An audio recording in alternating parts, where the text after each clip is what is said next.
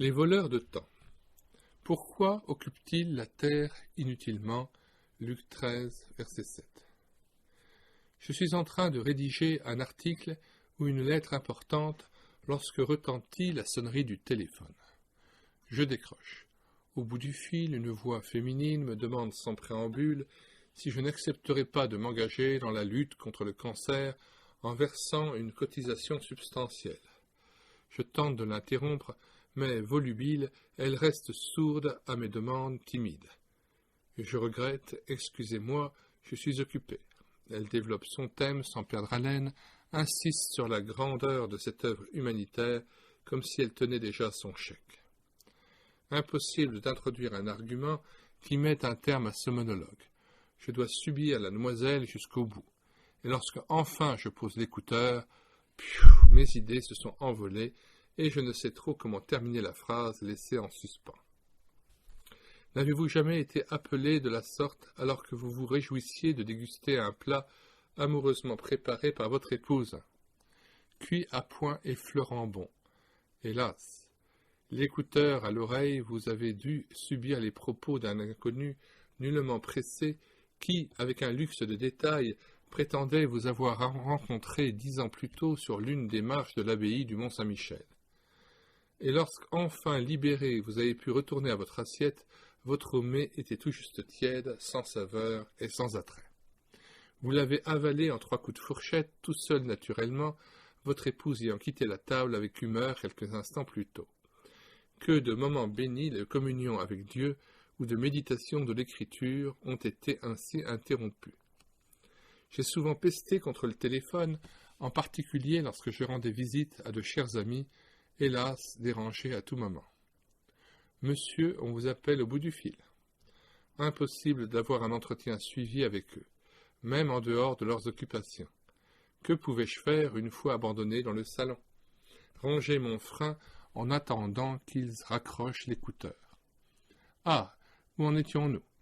Nous nous efforcions de renouer tant bien que mal le fil de notre conversation. Je vous le demande.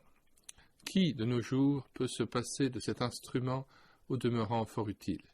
Il fait partie de la panoplie des appareils jugés indispensables à l'homme moderne. Ceci admis, pourquoi n'y aurait-il pas des heures où l'on imposerait silence à ce trouble fait? Après tout, les gens savent rappeler lorsqu'ils ont quelque chose d'important à demander. Il est quelques règles élémentaires à observer si l'on ne veut pas voir ces journées découpées en tranches. Citons-en 2. Premièrement, l'écouteur en main, je dois m'efforcer d'arriver au plus vite à l'essentiel. Pas d'inutiles détours, nous ne parlons pas ici des conversations entre parents ou amis. Et si de son côté mon interlocuteur se perd dans les détails, je l'aiderai, toujours avec courtoisie, à en venir rapidement au fait. Les communications sont chères et les minutes précieuses, 2 réalités à ne pas perdre de vue. Deuxièmement, il faut savoir mettre un terme à un entretien qui s'éternise. Non pas en inventant un alibi ou en raccrochant brusquement, le chrétien ne ment pas et se montre toujours aimable. Je puis user d'une formule passe-partout qui dit bien ce qu'elle veut dire. Par exemple, « Cher Aimé, il va falloir nous quitter. Comme moi, vous avez certainement beaucoup à faire et je ne voudrais pas vous perdre votre temps. Veuillez bien saluer les vôtres, etc. » L'automobile est également une dévoreuse de temps de première grandeur. Dans notre monde occidental, quel homme songerait à s'en passer? Sans automobile, je me sens orphelin, m'avouait un ami privé de véhicule durant plusieurs semaines. Faites sérieusement le compte des heures passées derrière le pare-brise au cours de la semaine écoulée. Vous serez étonné du résultat. Et parce qu'il est agréable de se déplacer sur 4 roues, la plupart des gens ne veulent plus aller à pied. Ils se croient obligés de prendre le volant pour aller poster une lettre à l'autre bout de la rue. Qu'importe le prix du carburant, pourvu que ça roule. Il est frappant de constater que l'on se montre parfois assez peu soucieux de choisir son habitation en fonction de son lieu de travail. La distance, l'itinéraire encombré, emprunté au moins 2 fois par jour, les frais et surtout la fatigue occasionnée par de tels déplacements semblent pour certains peser d'un faible poids lorsqu'on achète un appartement ou édifie un pavillon. Les routes engorgées de véhicules aux heures de pointe qui convergent vers Paris en sont la démonstration évidente. Et puis, faut-il redire aux parents passionnés de randonnée que les enfants installés sur le siège arrière ne goûtent vraiment pas ces après-midi interminables. Ballottés d'une porte à l'autre, ils n'ont pour tout horizon que le dos arrondi d'un père agrippé au volant, et souvent pour musique que le clameur d'une mère exaspérée « Voyons, tiens-toi bien tranquille.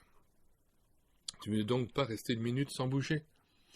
Je n'ai pas la naïveté de conseiller à qui que ce soit de vendre la voiture pour utiliser la bicyclette. Qui me prendrait au sérieux? Je plaide seulement pour qu'on laisse le véhicule au garage lorsque son utilisation ne s'impose pas. En vacances surtout, parcourez les sentiers et les bois au lieu de dévorer des kilomètres empoussiérés. Prenez le temps d'admirer l'œuvre du Créateur, ainsi toute la famille bénéficiera du grand air dans une vraie détente. Chacun vous en sera reconnaissant. La télévision vole un temps fou à ses utilisateurs. Là encore, qui songe à s'en priver? Dame importante, elle trône en bonne place dans la salle de séjour et peut rester allumée des heures durant. Les Français, disent les sondages, y consacrent en moyenne 3 ou 4 heures par jour. Pour y voir quoi? Si vous n'êtes pas de taille à éliminer sans pitié le médiocre ou le mauvais, débarrassez-vous courageusement et sans regret de cet appareil. C'est un voleur de temps des plus experts. Or, ce temps est à Dieu, donc pas de faiblesse, surtout si vous avez des enfants. Des voleurs de temps, il y en a d'autres. Sachons les reconnaître et leur faire face. N'êtes-vous pas surpris de constater qu'on trouve abondance de temps pour le futile, l'inutile et le médiocre, pour ne pas dire plus, alors qu'on en manque pour l'essentiel?